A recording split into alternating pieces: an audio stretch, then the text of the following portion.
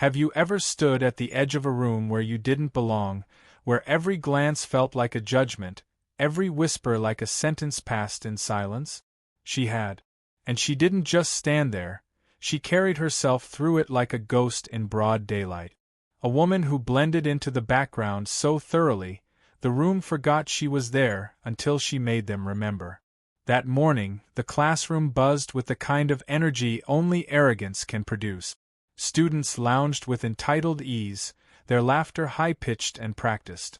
Leather shoes clicked against marble tiles, perfume and sarcasm filled the air like smoke. This was a room built on prestige, where family names carried more weight than merit and where being brilliant was expected, not earned. She sat at the back. Her notebook was worn at the corners, its cover dulled by years of use. Her pen danced in silence. Not a single person looked her way. They hadn't since the first day she walked through those heavy wooden doors, wearing a plain blouse, shoes that had been resoled twice, and eyes that had seen more struggle than half the class would ever know. She was a ripple in a sea of polished waves. Her name was Lynn. Most simply called her the Quiet One, if they bothered to refer to her at all. But there was one boy, loud, brilliant, cruel in the way only those who've never tasted fear can be. His laughter was sharp, like glass breaking on tile. He thrived on the sound of others shrinking, and he especially enjoyed mocking Lynn. "Someone give her a map," he joked once, "so she can find the right classroom." That day the professor arrived late. A tall man with tired eyes and a distaste for wasting time, he carried with him the scent of chalk and old paper. But even he, for all his experience, barely noticed Lynn's presence. "We'll do something different today," he said, placing his case on the desk with a soft thud. "Let's test your brains a little." He walked to the board and, with firm, deliberate strokes, began scribbling an equation. Symbols sprawled across the black surface like a mural, dense, abstract, merciless. He turned to face the class, a faint smile tugging at the corner of his mouth. "Let's see who here is awake." The room tilted forward. Whispers floated. Try leaned back in his chair, confident as ever. "This one's famous," he said. "Wasn't it part of the Cambridge entrance once?" The professor didn't respond. But someone else did. Lynn shifted in her seat. No one noticed, not yet. The professor scanned the room. "Anyone?" Try, as expected, rose from his seat and approached the board, a smirk tracing his lips. His fingers brushed the chalk, but he didn't write. He turned back dramatically and waved his hand. "Oh no, this one's brutal.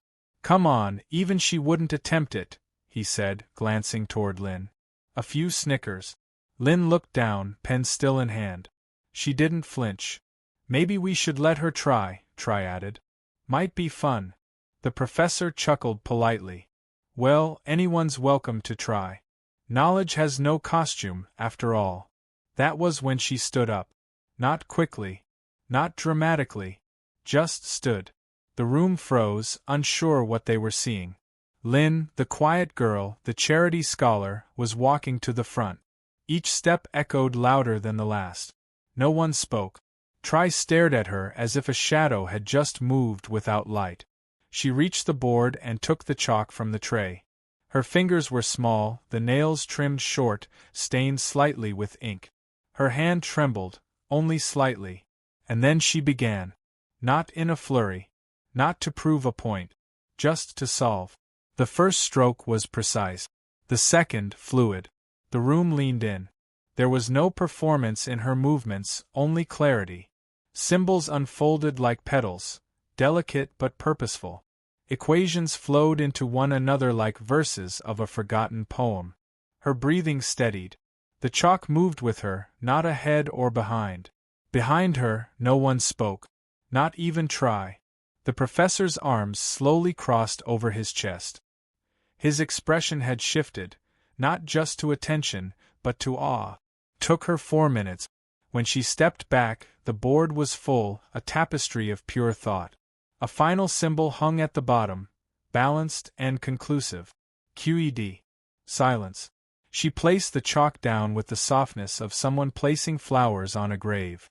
Her eyes did not seek approval, nor applause. She simply turned and walked back to her seat. The professor blinked twice. Try opened his mouth, but nothing came out. And Lynn, she sat down again like she had never moved, as if solving the problem had cost her nothing, and everything. That was how it began. Before the questions, before the rumors, before the headlines and job offers and interviews she never granted. Before anyone knew her name, truly knew it. But even now, in that moment, the room understood. Something had changed. The mocking had ceased. The laughter had dried up. In its place, a stunned reverence lingered in the air, fragile and unspeakable. And yet Lynn said nothing. Because she didn't need to. The answer had already spoken. Her full name was Nguyen Thi Lin. Common. Unremarkable. The sort of name that passed through school registers like wind through reeds, soft, unnoticed, forgotten. Yet behind those syllables was a quiet force, molded not in comfort or luxury, but in hardship and grit. Long before the chalk met the board, before gasps echoed in that classroom, Lynn had been learning to navigate a world that rarely offered her the benefit of the doubt. She was born in a village where the sky was bigger than the roads and silence stretched farther than ambition. Her house was made of patched wood and corrugated tin, nestled beside a rice field that shimmered gold in the dry season and turned to silver pools during the rains. There was no library, no tutors. Only a mother who had once been a schoolteacher, long before the school closed, and a stack of old books rescued from a government office clearance. Books with yellowing pages and faded ink, some written in French, others in a Vietnamese long lost to formality. Lynn's father died when she was 8, a slow death that came from working too many hours for too little pay, until his lungs simply gave up. After the funeral, her mother said only one thing that Lynn would never forget. In this world, child, there are those who will give you chances and those who will give you reasons to fail. Learn to make your own chances. That became her creed. By 10, Lynn was solving problems 3 grade levels above her. By 12, she had finished the entire math curriculum her mother had once taught. But it didn't matter. No one cared about a prodigy in a village too far from the city to matter. Her achievements were scrawled in silence on pages that no one ever saw, equations written by candlelight, answers memorized because there were no working printers or spare paper to waste. Still, she learned. She borrowed books from a retired army officer who had once studied engineering. She traded chores for old magazines. She copied equations from a neighbor's schoolbook when they weren't looking. Her hunger for knowledge was quiet but all-consuming, the kind that burns not with pride but necessity. And yet, she wasn't bitter. That was the mystery of her. Even surrounded by limits, Lynn found wonder. She'd sit beside the rice paddies with a stick and draw graphs in the mud, watching as dragonflies danced over numbers only she could see. She believed math wasn't just logic.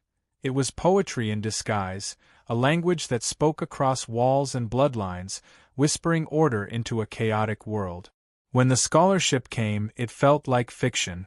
A teacher from the district school had submitted her name, a silent act of rebellion against the system's apathy.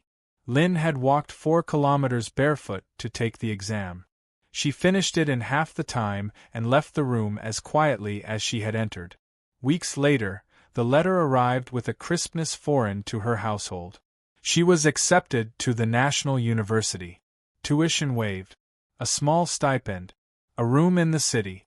Her mother wept, not just with pride, but with fear. "You'll be among people who have never known hunger," she warned gently. "Be careful. Some will not understand you. Some will pretend you don't exist." And that, Lynn soon found, was true. The university was another world entirely. Ornate gates, marble floors, students with silk jackets and phones that cost more than her family's yearly income. They spoke in clipped, practiced tones, tossing around theories and authors like social currency. Most of them had been prepped for this their entire lives. She hadn't. Her clothes were plain. Her accent carried hints of the countryside. She used second-hand textbooks and rarely spoke unless spoken to. She sat in the back, head bowed, scribbling furiously, always listening. But here, silence was interpreted as weakness, quietness as dullness. It didn't take long for the whispers to begin. She got in on pity. She's just memorizing. No depth. Did you see her shoes? They weren't cruel in the way villains are in stories. They didn't throw insults or start fights. No, their cruelty was elegant, measured. They excluded her with smiles, corrected her with condescension, asked questions meant to confuse, not enlighten. The worst of them was Try. He was everything Lynn wasn't, confident, sharp-tongued, the golden boy of the math department. His father was a politician, his mother a professor. He drove to school. He used words like elementary to describe problems others struggled with. And he enjoyed the game of social hierarchy as much as he enjoyed calculus. To Try, Lynn was an anomaly. Not a threat. Not even a rival. Just a misplaced piece in a puzzle he had already solved. He found amusement in testing her limits, asking her impossible questions during group work, dismissing her ideas before she finished them, inviting her to answer aloud only to mock the phrasing of her response. She never reacted. Her restraint only fueled his arrogance. But Lynn had grown up under a different kind of pressure. The kind that didn't sharpen the ego, but the soul. In the classroom, she took in everything. She read ahead. She asked the right questions at the right time. Not to impress. Not to retaliate. Simply because she loved the work. The chalkboard became her confessional. The equations, her psalms. Still, no one knew. Not the professor, who barely remembered her name. Not her classmates, who hadn't once invited her to a study group. Not Try, who mistook her silence for ignorance. Not even her mother, who worried that Lynn's heart would harden in that city far from home. And maybe it had. But if it had hardened like steel, quietly forged in the fire of dismissal and misunderstanding. So when that day came, the day the professor wrote the problem on the board, the day Try laughed too loud, the day Lynn stood up, it wasn't a rebellion. It wasn't a cry for recognition. It was a continuation. The next step in a journey that had begun with numbers in the dirt and pages turned by candlelight. She had always been solving for X. Now X was standing right in front of her. And this time, the whole room would see the answer. It didn't take long for word to spread. By the afternoon, whispers of what Lynn had done were already slipping through the lecture halls like smoke. Some called it luck. Others called it plagiarism, an accusation disguised as confusion. A few admitted, reluctantly, that they'd misjudged her. But most were simply stunned. The girl no one had noticed had not only solved the impossible, she had done it with grace, with precision, and with silence. The equation she had faced wasn't just any problem. It had been part of an elite university's entry exam, notoriously difficult, bordering on cruel. A test of not just intelligence but of insight, abstraction, and pure mathematical vision. No one had expected anyone to attempt it, let alone solve it. Especially not her. And especially not in front of Try. He hadn't said much afterward. That in itself was unusual. He had stared at the board, then at Lynn, then at the chalk still faintly smeared on her fingers. His face hadn't twisted in anger or mockery. It had gone still, like a machine resetting after overload. The silence was louder than any insult he could have thrown. But Lynn didn't bask in the attention. She didn't speak about it. She didn't remind anyone of what they had seen. She attended the next class as she always did, early, quiet, focused. She answered questions with clarity when asked. But something had shifted. And they felt it. There's a strange discomfort that comes when the invisible suddenly become undeniable. Her classmates, who had once spoken over her, now glanced sideways, uncertain. She had shattered their assumptions, and in doing so, unsettled the fragile hierarchy they had lived by. A girl from nowhere had exposed the truth. That brilliance doesn't come dressed in designer clothes or loud voices. It blooms where it's least expected, quietly, defiantly. But Try could not let it go. He began to watch her more closely, not with the amused superiority he once wore like a badge, but with something sharper. Curiosity twisted with resentment. He started showing off again. Faster answers, louder opinions, more complex problems scribbled on the board without invitation. But Lynn never looked at him. Not once. And somehow, that wounded him more deeply than anything else. So he escalated. In the second week after the incident, during a peer-led seminar, Try interrupted Lynn mid-sentence to clarify her explanation, rewording her analysis as if it had been his own discovery.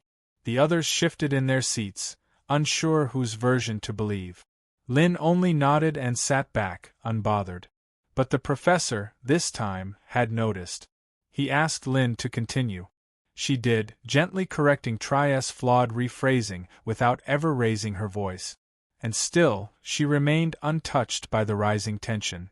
That only made him try harder. One afternoon, Try challenged her publicly. He walked into the study hall where Lynn sat alone, pages of proofs laid out before her like a personal map of logic.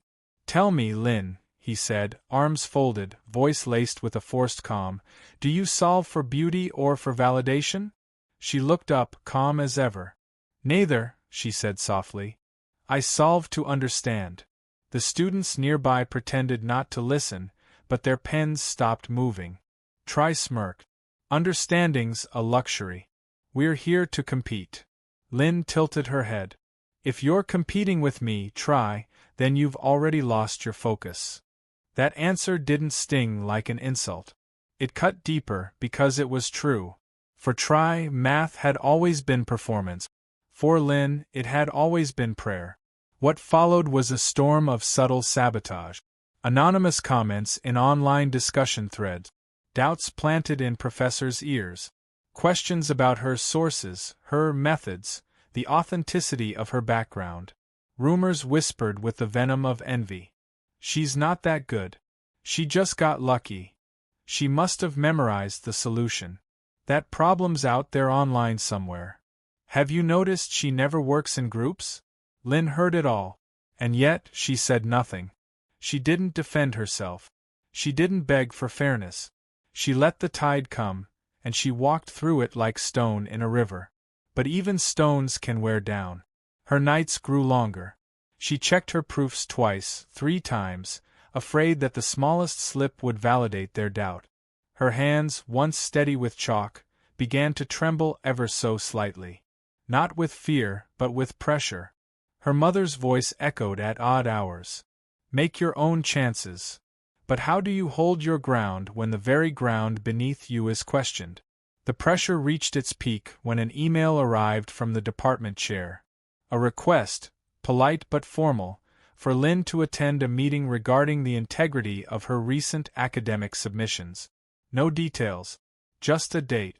Just a room. She stared at the screen. Her heart didn't race. It sank. This wasn't just about an equation anymore. It was about who had the right to brilliance. About who was allowed to rise without permission. The day of the meeting, the skies were gray and heavy. Rain tapped against the windows like impatient fingers. Lynn walked through the corridor like a ghost, unseen and yet completely exposed. Inside the room, 3 professors sat behind a long desk. One was her advisor. Another was the head of the mathematics department.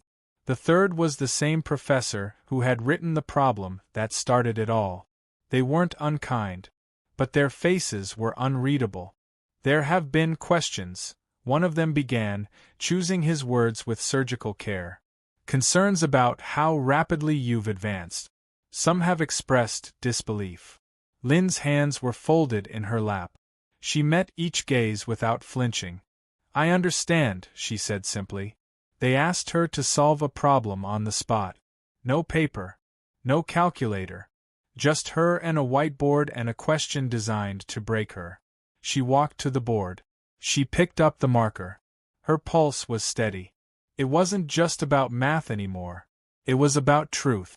It was about every night she had studied by candlelight, every sneer she had swallowed, every moment she'd been overlooked. She wasn't just solving for X, she was solving for herself, for her right to exist in that room, on that level. And as she began to write, the world narrowed down to lines and symbols, tension and release. Outside, the rain began to fall harder. Inside, Lynn kept writing. The marker glided across the board in smooth, deliberate stroke. Lynn's handwriting was precise, almost delicate, as if each symbol she wrote was a note in a song only she could hear. The room was utterly silent. The professors sat still, their pens idle, their breath held captive by the steady unraveling of brilliance before them. The problem they had given her was not one that could be memorized. It required creativity, depth, and a mastery of abstraction. It was meant to corner her, to expose any hint of bluff beneath her confidence. But Lynn moved through it like a dancer tracing choreography written in starlight, not hesitating, not rushing, simply being within the logic. She didn't pause until the final line was drawn and the solution stood complete. Only then did she turn. The board behind her was no longer a test, it was testimony. To resilience, to clarity, to everything she had ever refused to surrender. The oldest professor, the one who had written the original calculus problem weeks ago, leaned forward, eyes narrowed not in suspicion, but in awe. "This approach," he murmured. "It's elegant." No one spoke for a long moment. Then the department head cleared his throat. "Miss Lynn, thank you. That will be all for now." She nodded once and stepped back, returning to her seat with the quiet dignity that had become her shield. There were no accusations. No apologies, either. Only an undeniable silence that followed her out of the room, the kind that comes not from doubt, but from undeniable truth finally being seen.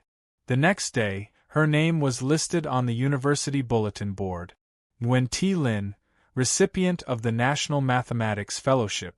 It came with a stipend, access to research labs, and most importantly, public recognition from the department itself. Her photo, a candid shot taken mid-lecture, her brows furrowed in thought, was now printed beside a short write-up praising her exceptional insight and intellectual rigor. And just like that, the campus that had once passed her by began to pivot in her direction. Some students approached her now with caution, others with admiration. There were invitations to study group, messages requesting guidance.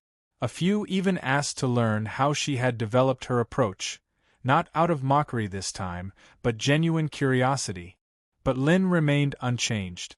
She still walked the same quiet path, still wore her plain clothes, still sat in the back of the class, scribbling notes while others tried to decipher the mystery of her. Only one person had not said a word. Try. Since the seminar, he had vanished from most group discussions, leaving behind an echo of the arrogance that had once filled the room. Rumors circulated that he had withdrawn from an upcoming mathematics competition, the same one he'd boasted about for months. No one dared ask him why. Lynn didn't seek him out. She had no desire to gloat. But fate, as always, had its own timing. A week before finals, she found herself alone in the university library's top floor, a forgotten haven of thick books and soft light. She turned a corner and there he was, seated by a window, eyes glazed over a complex proof he had clearly stopped understanding halfway through. He looked up. Their eyes met. For a second, the tension between them hovered like smoke, unspoken and sharp. Then Try closed the book. "You were never trying to win," he said. His voice was different now, not bitter, just tired. Lynn didn't smile. "Winning only matters if there's a finish line." He studied her for a long time. "You made me realize something," he admitted. "I've been solving problems to stay ahead. You solve them to go deeper." Lynn sat down across from him, folding her hands. "Maybe you should ask yourself what you're chasing." A pause. Then he chuckled, not cruelly, but almost sheepishly. "I used to think you didn't belong here." "I used to think I didn't either," she replied softly. "But that was before I stopped asking for permission." Try looked down, nodding slowly. In that moment, he wasn't a rival.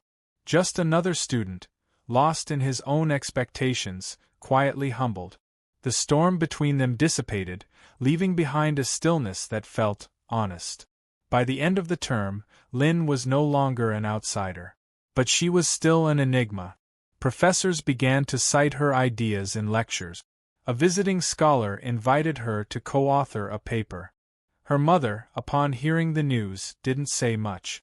Just sent a package, inside, a single pressed flower from their garden, wrapped in pages from one of Lynn's old notebooks, and beneath it, a note in her mother's delicate hand. You are not the girl from nowhere. You are the answer to a question the world never thought to ask. Lynn cried for the first time that semester. Not from pain, but from being seen. On the final day of class, as the last equations were wiped from the board and students filed out into the sunlight of summer, Lynn remained seated a moment longer. The room was empty now, echoing with possibilities. She walked to the board, picked up a piece of chalk, and wrote a single line. What they call simple is often what they fear to understand. Then she left it there, untouched. Let someone else find it. Let them wonder. Let them learn. And so her story, once whispered in dismissive tones, became a quiet legend. Not because she shouted. Not because she fought. But because she never stopped solving. Never stopped believing that the truth, when written with enough clarity and courage, speaks louder than any voice. And somewhere, in a classroom far from the rice fields of her youth, a new student would see her name and ask, "Who was Nguyen Thi Lin?" And someone would answer, smiling, "She was the girl they mocked," until she solved the question no one else could.